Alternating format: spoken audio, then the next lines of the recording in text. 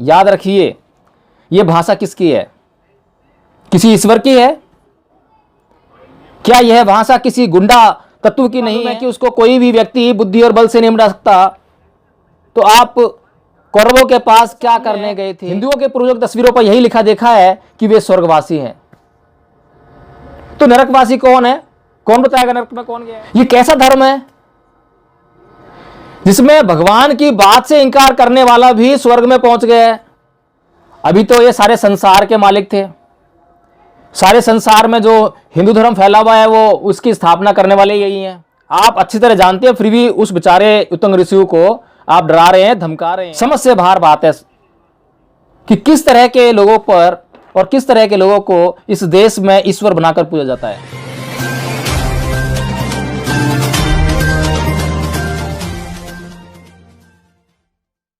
जय भीम, नमो बुद्ध। साथियों, आज हम चर्चा करेंगे महाभारत के आश्वमेधिक पर्व के बारे में। इसमें एक कथन है, एक कहानी है, एक घटना का जिक्र है जो कि इस प्रकार से है। कृष्ण हस्तिनापुर से अपने रथ पर सवार होकर द्वारका की तरफ चले जा रहे थे। समतल भूमि पर यात्रा करते करते कृष्ण मारवाड़ देश में जा पहुँचे। वहाँ राह में उन्होंने अमित तेजस्वी उत्तंग मुनि का दर्शन किया। तत्पश्चात दोनों ने एक दूसरे का स्वागत सत्कार किया। उसके बाद उत्तंग ऋषि ने कृष्ण से प्रश्न किया कि कृष्ण, क्या तुम कौरवों और पांडवों के घर जाकर उनमें मेल करा आए? क्या उनमें अविचल भ्रातृत्व भाव स्थापित हो गया है? वे तुम्हारे संबंधी और परम प्रिय हैं। उन वीरों में संधि कराकर ही लौट रहे हो ना? क्या अब पांडु और धृतराष्ट्र के पुत्र तुम्हारे साथ शांति पूर्वक विचर सकेंगे? कौरवों के शांत हो जाने से तुम्हारे द्वारा सुरक्षित पांडवों को अपने राज्य में सुख मिलेगा ना? मैं सदा इस बात की संभावना करता था कि तुम्हारे प्रयत्न करने से मेल हो ही जाएगा। मेरी आशा असफल तो नहीं हुई। यह सुनकर कृष्ण ने कहा, मैंने कौरवों के पास जाकर शांत करने के लिए बड़ी कोशिश की, परंतु वे किसी तरह संधि के लिए तैयार न हुए। इस तरह सब के सब अपने पुत्र और बांधवों सहित मारे गए। प्रारब्ध के विधान को कोई बुद्धि और बल से नहीं मिटा सकता। आपको तो ये सब बातें मालूम ही होंगी। कौरवों ने मेरी, भीष्म जी की तथा विदुर जी की भी संपत्ति को ठुकरा दिया, इसलिए वे आपस में लड़कर नष्ट हो गए। पांडव पक्ष में भी युधिष्ठिर आदि 5 भाई ही बचे हैं। उनके सभी पुत्र युद्ध में काम आ चुके हैं। धृतराष्ट्र के पुत्रों में से हियुत्सु के सिवाय कोई नहीं बचा है। सभी अपने पुत्र बांधवों सहित मारे गए हैं। तब कृष्ण की बात सुनकर उत्तंग ऋषि बड़े क्रोध में भरकर बोले, मधुसूदन, कौरव तुम्हारे संबंधी और प्रेमी थे, तथापि शक्ति रहते हुए भी तुमने उनकी रक्षा नहीं की है। अतः आज मैं तुम्हें अवश्य शाप दूंगा। तुम उन्हें जबरदस्ती पकड़कर रोक सकते थे, पर ऐसा नहीं किया। कुरु वंश के श्रेष्ठ वीर नष्ट हो गए और तुमने सामर्थ्य होते हुए भी उनकी उपेक्षा की, इसलिए मैं क्रोध में भरकर तुम्हें शाप दिए बिना नहीं रह सकता। कृष्ण ने कहा, पहले आप मेरी बात तो सुनिए। आप तपस्वी हैं, इसलिए मेरी एक प्रार्थना स्वीकार कीजिए। मैं आपको अध्यात्म तत्व की बात सुना रहा हूँ। उसे सुनने के पश्चात आपकी इच्छा हो तो मुझे शाप दे दीजिएगा। इतना याद रखिए कि कोई भी पुरुष थोड़ी सी तपस्या के बल पर मेरा तिरस्कार नहीं कर सकता। आप तपस्वियों में श्रेष्ठ हैं। आपकी तपस्या का तेज बहुत बढ़ा हुआ है। आपने गुरुजनों को भी अपनी सेवा से संतुष्ट किया है। इन सब बातों को मैं अच्छी तरह जानता हूँ, इसलिए अत्यंत कष्ट सहकर संचित किए हुए आपके तप का नाश करना नहीं चाहता।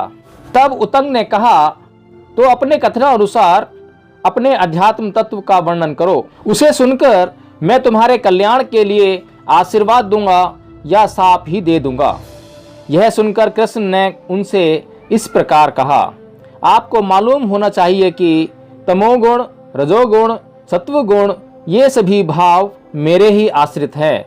इन बातों को निश्चित समझिए कि संपूर्ण भूत मुझमें है और मैं संपूर्ण भूतों में स्थित हूँ।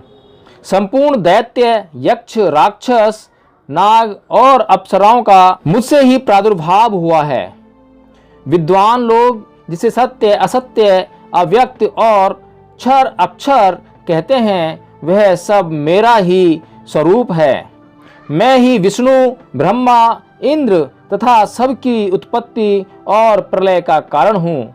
संपूर्ण प्राणियों की उत्पत्ति और संहार मुझसे ही होता है।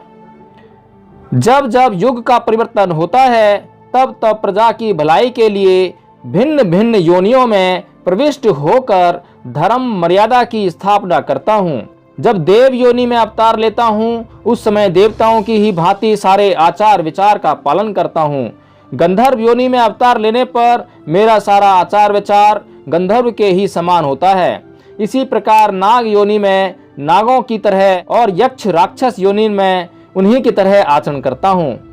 इस समय मैंने मनुष्य अवतार धारण किया है, इसलिए कौरवों पर अपनी शक्ति का प्रयोग न करके पहले दीनता पूर्वक ही उनसे प्रार्थना की थी, किंतु मोहग्रस्त होने के कारण उन्होंने मेरी बात नहीं मानी। इसके बाद क्रोध में भरकर मैंने बड़े बड़े भय दिखाए और बहुत डराया धमकाया, परंतु वे अधर्म से युक्त व कालग्रस्त होने के कारण मेरी बात मानने को राजी न हुए।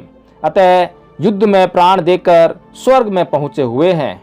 विप्रवर, आपने जो कुछ पूछा है, मैंने वह सारा प्रसंग सुना दिया है।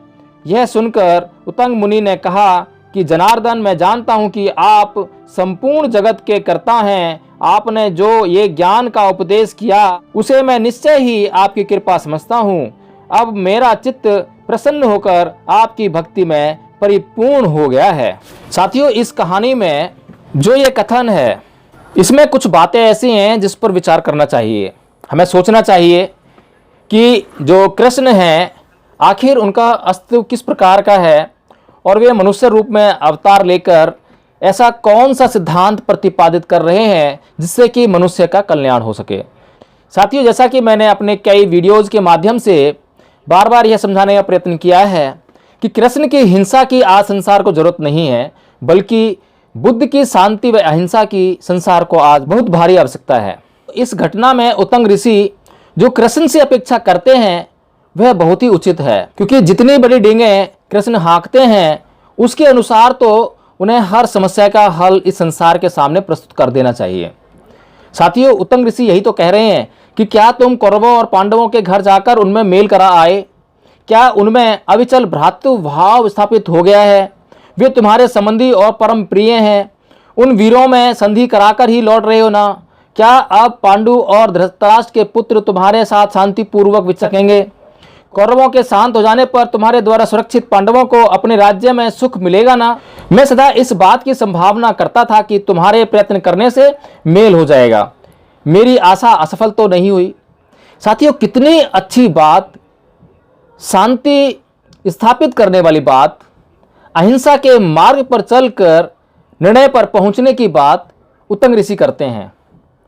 लेकिन साथियों, जिस तरह की बात और जिस तरह की संभावना उत्तंग ऋषि ने कृष्ण के समक्ष प्रस्तुत की है, प्रकट की है, वे उसमें बिल्कुल असफल हो गए हैं। एक बार भी कृष्ण ने यह स्वीकार नहीं किया कि मैं असफल हो गया हूं। बार बार कौरवों और पांडवों का ही दोष गिनाने का काम किया है कि कौरव दोषी थे या पांडव दोषी थे, दोनों आपस में लड़कर मर गए।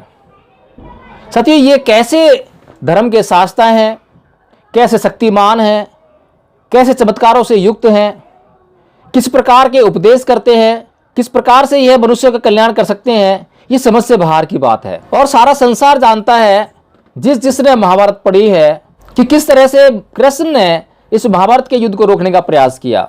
साथियों, प्रयास तो एक ढोंग मात्र था, दिखावा मात्र था। असलियत में कहीं भी कोई भी प्रयास हुआ ही नहीं। और जब जहाँ पर कितने भी बड़े हिंसक लोग क्यों ना हो, यदि थोड़ा भी प्रयास हो तो वह दिखाई देता है, उसका आभास होता है। साथियों, इसमें आगे कृष्ण एक बात और कहते हैं कि प्रारब्ध के विधान को कोई बुद्धि व बल से नहीं मिटा सकता। तो साथियों, कृष्ण जी क्या करने गए थे? जब उन्हें मालूम है कि उसको कोई भी व्यक्ति बुद्धि और बल से नहीं मिटा सकता, तो आप कौरवों के पास क्या करने गए थे, क्यों समझाने गए उनको, फिर क्यों अपने आप को बीच में लेकर आए, कम से कम अपनी मिट्टी तो पलीत ना करते। आप बीच में आए, ना आपकी किसी ने मानी, ना आप किसी को समझा पाए। आपका तो कोई यहां पर, आपकी तो कोई अहमियत ही दिखाई नहीं देती, आपकी कोई भूमिका यहां दिखाई नहीं देती है। साथियों, ये सारे लांछन कृष्ण पर लगना उचित है।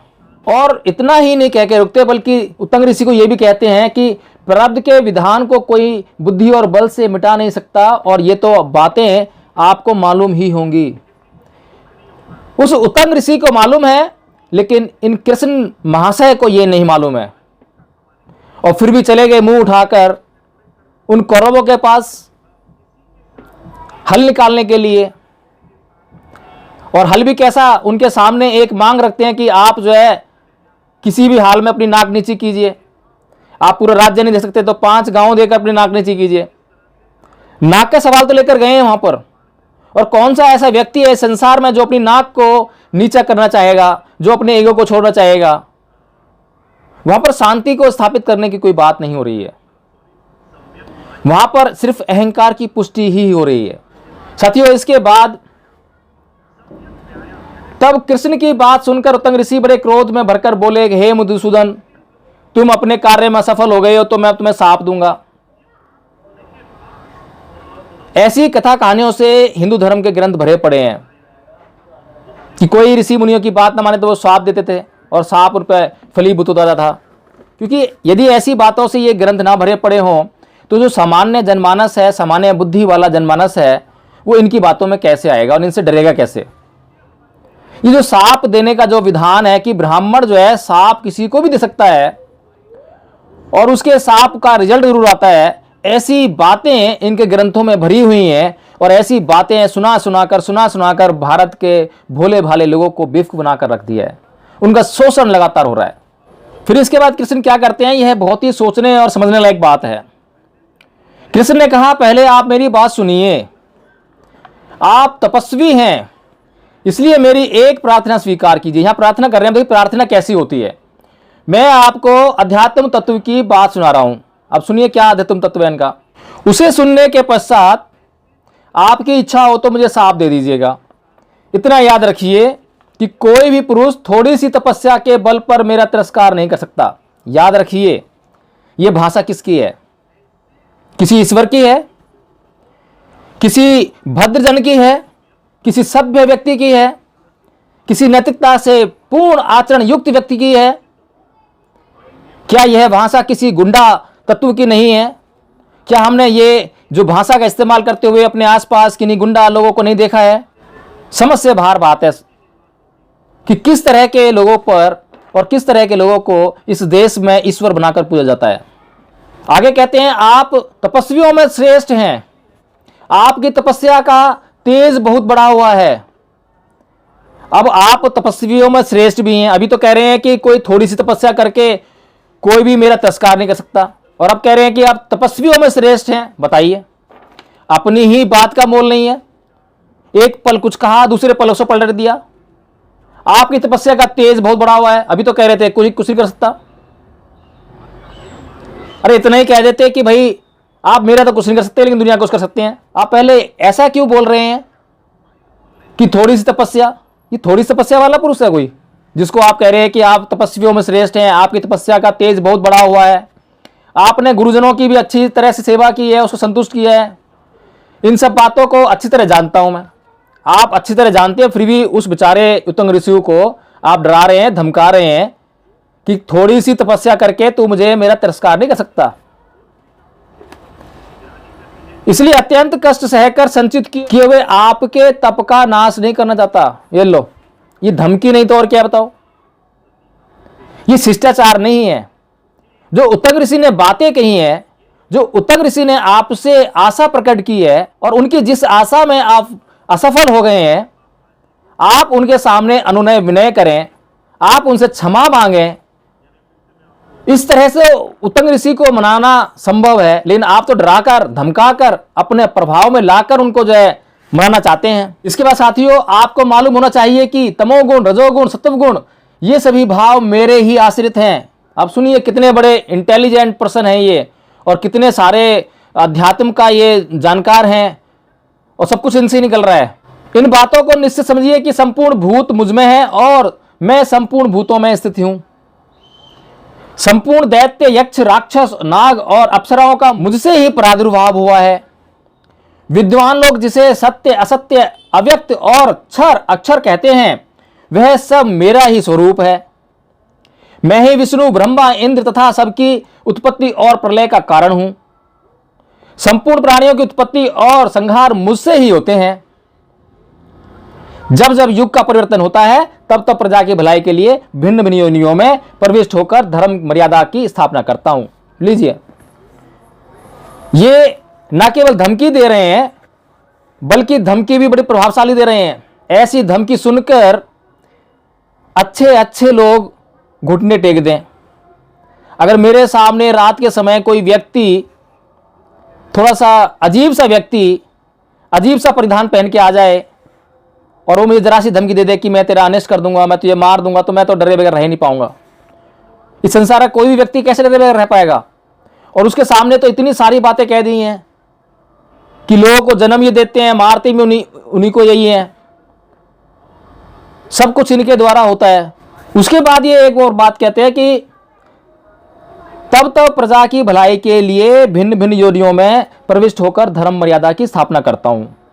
प्रजा, अभी तो ये सारे संसार के मालिक थे। सारे संसार में जो हिंदू धर्म फैला हुआ है, वो उसकी स्थापना करने वाले यही हैं। लेकिन अभी ये प्रजा शब्द का इस्तेमाल कर रहे हैं, और प्रजा शब्द का इस्तेमाल किस संदर्भ में होता है, यह हम लोग अच्छी तरह जानते हैं कि किसी पार्टिकुलर, किसी विशेष राज्य से संबंध होकर हम प्रजा शब्द को इस्तेमाल करते हैं। प्रजा का मतलब यह है कि आप राजा हैं। आप किसी देश के, आप किसी राज्य के, आप किसी छोटे से राज्य के या किसी बड़े राज्य के राजा हैं। आप संपूर्ण संसार के मालिक नहीं हैं। ये अपने आप अपने मुंह से अपनी सच्चाई उगल रहे हैं। फिर कहते हैं कि मैं जिस तरह की योनि में जन्म लेता हूं, उस तरह का व्यवहार करता हूं। अरे भाई साहब, आपके लिए धर्म की परिभाषा अलग अलग है। आपके लिए गंधर्वों के लिए अलग धर्म है, अप्सराओं के लिए अलग धर्म है, नागों के लिए अलग धर्म है, यक्षों के लिए अलग धर्म है। ये कैसा धर्म की स्थापना आपने की है? और दूसरी तरफ बुद्ध हैं, जिनके लिए चाहे वह कोई भी व्यक्ति हो, संसार का कोई भी प्राणी हो, सबके लिए धर्म का तत्व एक ही है। हर परिस्थिति, हर काल में एक ही जैसा धर्म है। किसी भी प्राणी के लिए, चाहे वह किसी जाति का है, किसी धर्म का है, किसी भाषा का है, किसी राज्य का है, किसी देश का है, इस पृथ्वी का है, दूसरी पृथ्वी का है, किसी योनि का है या किसी अयोनि का है, किसी के लिए धर्म में परिवर्तन नहीं होता। सबके लिए एक जैसा धर्म रहता है। उन्होंने प्रज्ञा, करुणा और समाधि जैसे तत्वों की घोषणा की है, जो कि सबके लिए एक जैसे हैं। लेकिन यहां कृष्ण क्या कह रहे हैं? ये कैसे धर्म के प्रतिपादक हैं, कैसे धर्म के पोषक हैं? ये तो मेरी समझ से बाहर बात है। लोग समझने का प्रयास क्यों नहीं करते हैं? फिर ये कहते हैं कि किंतु मोहग्रस्त होने के कारण उन्होंने मेरी बात नहीं मानी। उसके बाद क्रोध में भरकर मैंने बड़े बड़े भय दिखाए। वो तो आप माहिर हो, अभी उत्तंग ऋषि को भी आप यही समझा रहे हो, कभी प्यार से, कभी भय से। आपके अंदर शिष्टाचार जैसी कोई चीज ही नहीं है।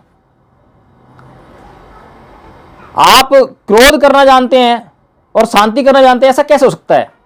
जो व्यक्ति शांत स्वभाव का है, वह कभी क्रोध नहीं कर सकता, और जो व्यक्ति क्रोधी स्वभाव का है, वह कभी शांति की बात नहीं कर सकता, शांति का स्वभाव धारण नहीं कर सकता। साथियों, ये बात बिल्कुल स्पष्ट है। हम इसको अपने स्वज्ञान से ही जान सकते हैं। हमें कहीं कुछ भी जांच करने की आवश्यकता नहीं इस बात के लिए। तो आप ढूंढिए अपने आसपास, जो व्यक्ति क्रोधी स्वभाव के हैं, क्या कभी वे लोग अपने झगड़ों को शांत करने के लिए शांति की बात करते हैं? वे हमेशा क्रोध से ही अपने झगड़ों को शांत करते हैं। और जो लोग शांति के स्वभाव वाले हैं, वे लोग कभी भी अपने झगड़ों के समाधान के लिए क्रोध का प्रयोग नहीं करते हैं। उसके बाद लिखते हैं कि परंतु वे अधर्म से युक्त होकर कालग्रस्त होने के कारण मेरी बात न मानने को राजी हुए, अतः युद्ध में प्राण देकर स्वर्ग में पहुंचे हुए। अब इनको यह भी मालूम है कि वो स्वर्ग में पहुंचे हैं। और दूसरी बात, इनकी बात न मानकर भी स्वर्ग में पहुंचे हुए। बताइए क्या धर्म है? ये कैसा धर्म है जिसमें भगवान की बात से इंकार करने वाला भी स्वर्ग में पहुंच गया है। अरे भाई, स्वर्ग में पहुंचने के और नरक में जाने के कुछ पैरामीटर्स, मापदंड हैं या नहीं है? या किसी को भी आप स्वर्ग में भेज रहे हो, किसी को भी नरक में भेज रहे हो, जिसमें जिसको आपकी मर्जी आई उसको स्वर्ग में भेज दिया। आपके सारे पूर्वज स्वर्ग में जाते हैं, स्वर्गवासी हो जाते हैं। वो आपका पूर्वज कोई भी नरकवासी नहीं आज तक। आज तक हिंदुओं में कभी कोई भी पूर्वज, किसी का भी पूर्वज, चाहे कोई दारू पीता हो, व्यभिचार करता हो, चोरी करता हो, डाका डालता हो, कुछ भी करता हो, लेकिन आज तक कोई भी पूर्वज, किसी भी हिंदू का पूर्वज नरकवासी नहीं हुआ है। हमेशा वो स्वर्गवासी हुआ है। हमेशा हमने हिंदुओं के पूर्वजों की तस्वीरों पर यही लिखा देखा है कि वे स्वर्गवासी हैं। तो नरकवासी कौन है? कौन बताएगा नरक में कौन गया है? ताकि लोग नरक के भय से तो कम धर्म करना शुरू कर दें, पाप से बचें, पुण्य करना शुरू कर दें। उसके बाद लिखते हैं, मुनि ने कहा कि जनार्दन, मैं जानता हूं आप संपूर्ण जगत के करते हैं। बेचारे क्या करें? जब कोई गुंडा